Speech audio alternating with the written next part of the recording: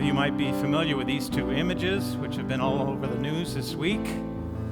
Pictures of Dzhokhar Tsarnaev, one of the two Boston bomber brothers, the one on the cover of the Rolling Stone, which has caused all kinds of controversy, people going absolutely nuts that you would take someone who's done what he's done and allow him to look like that on the cover of the Rolling Stone. Now, the article is entitled "The Bomber," and they call him a monster and all the things that we ought to call him in the actual piece. But the article also talks about, I've heard, I haven't read it, but others who've commented on it, some good things about who this person was and how in some ways he was just a regular guy who seemed to be a pretty good human being to a lot of his friends. The outrage that resulted from the Rolling Stone cover resulted in a policeman illegally posting online that picture of that same young man after he was pulled out of the boat that he was hiding in after a gunfight with a gun sight laser trained on his forehead, because that's who he really is. So who is Dzhokhar Tsarnaev? Is he still a human being made in the image of God with some residual goodness and glory? Or is he pure evil, 100% to be condemned terrorist? Now, the same question can be asked of a whole bunch of others in our world. Those who steal, thieves, those who commit fraud or lie or cheat, those who rape, murder, abuse, those who leave the good undone that they know should have been done and walk away.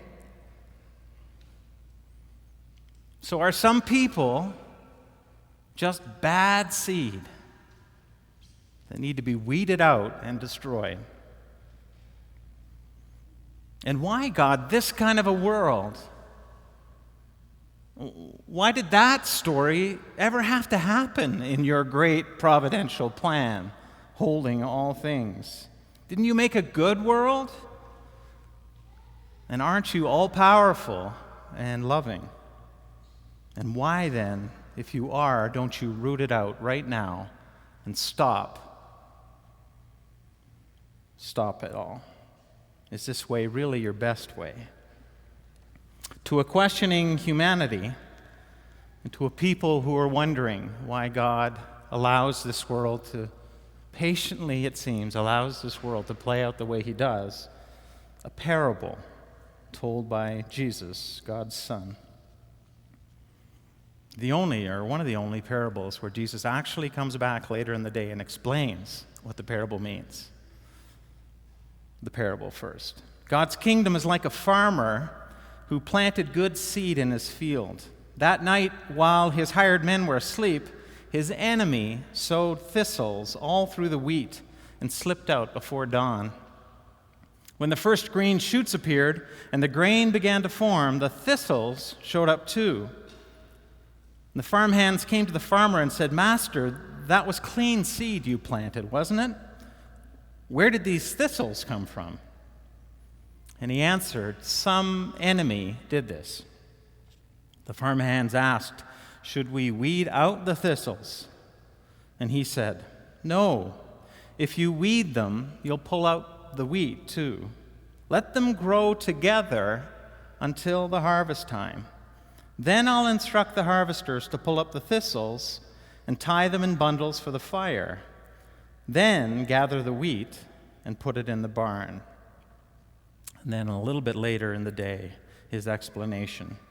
Jesus dismissed the congregation and went into the house. His disciples came in and said, "Explain to us that story of the thistles in the field." And so he explained, "The farmer who sows the pure seed is the Son of Man," Jesus, God, with them. "The field is the world. The pure seeds are the subjects of the kingdom, God's kingdom. The thistles are subjects of the devil. The enemy who sows them is the devil.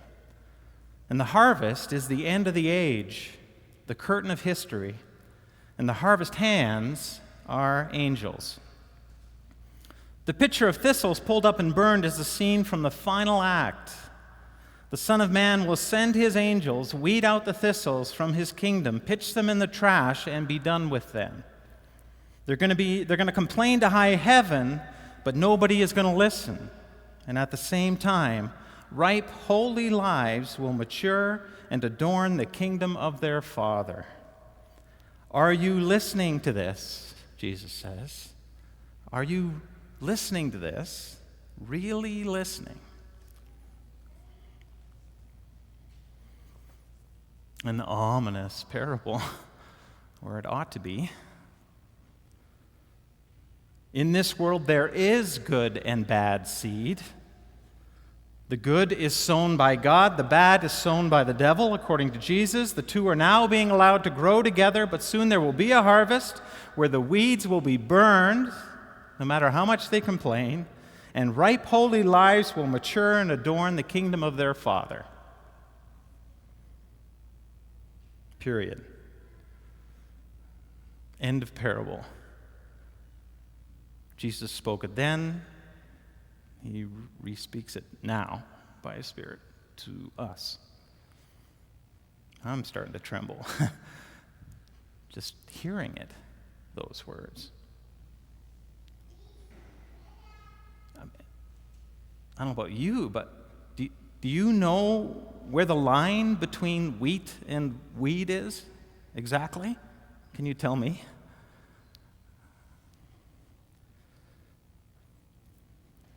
Still remember being in California having a meeting with Cornelius Plantinga, the then president of Calvin Seminary, who quotes his brother Alvin Plantinga, one of the greatest philosophers of our time, talking about the problem of good and evil.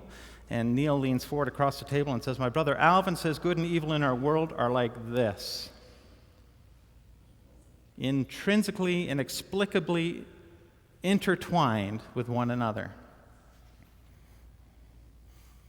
Neil Plantinga writes in his book, Engaging God's World, that even bank robbers love their mothers. And so do I imagine terrorists. For all we know, that terrorist loves his parents. And if you're honest, you've seen this mix of wheat and weed in you, right? I mean, really, let's be honest. It's there, right? Or is it just me?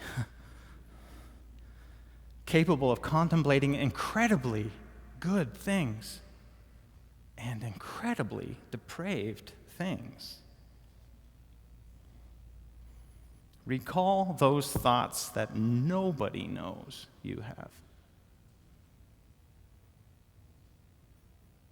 Or those words that you said that you do know people know you said. And it's all intertwined. Good and evil in you, in your heart. My favorite quote on this, 3 people who've heard me say it 6 times at New Hope over 17 years are rolling their eyes. Not Solzhenitsyn again. Yes, Solzhenitsyn again. If only there were evil people somewhere insidiously committing evil deeds, and it were necessary only to separate them from the rest of us and destroy them.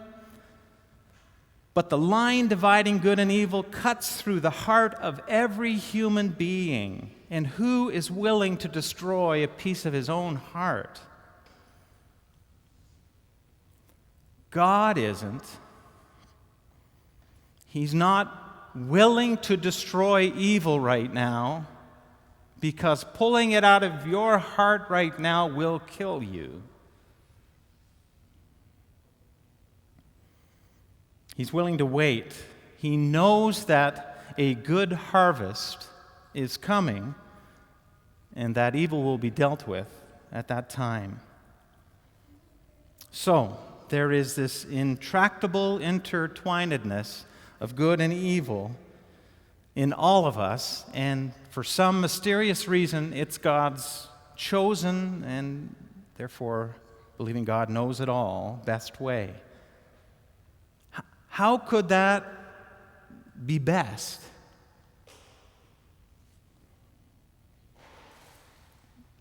Perhaps the tightness of the knot reinforces the severity of the problem,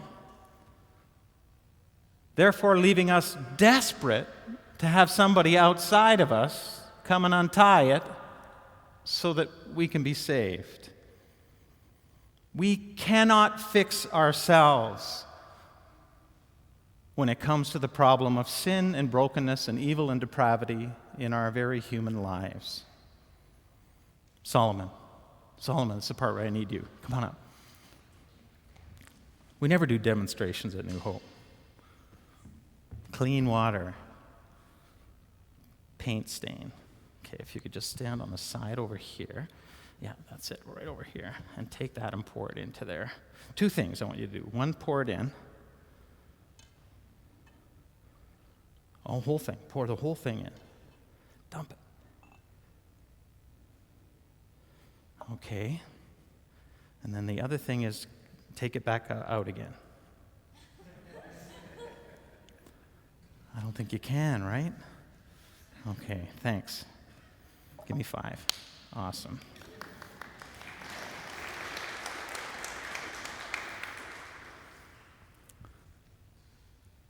You need help. There's no way the water can undo itself. That inextricably intertwined.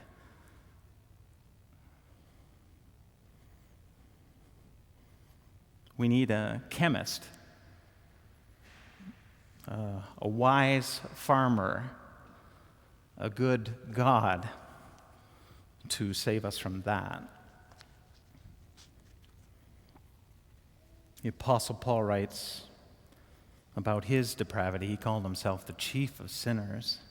He said, to keep me from becoming conceited because of these surpassingly great revelations, good things that happened to him, there was given me a thorn in my flesh, a messenger of Satan to torment me. So his enemy was working in him. 3 times I pleaded with the Lord to take it away from me, but he said to me, my grace is sufficient for you, for my power is made perfect in weakness. Therefore, I will boast all the more gladly about my weaknesses, so that Christ's power may rest on me. My grace is sufficient for you, for my power is made perfect in weakness. The more desperate our problem, the greater our need. The more intimately we know our need, the deeper the opportunity for the Spirit of God, of Jesus Christ, by grace to enter in and do the deepest. You may not even know it's happening, but trust that it is the deepest good work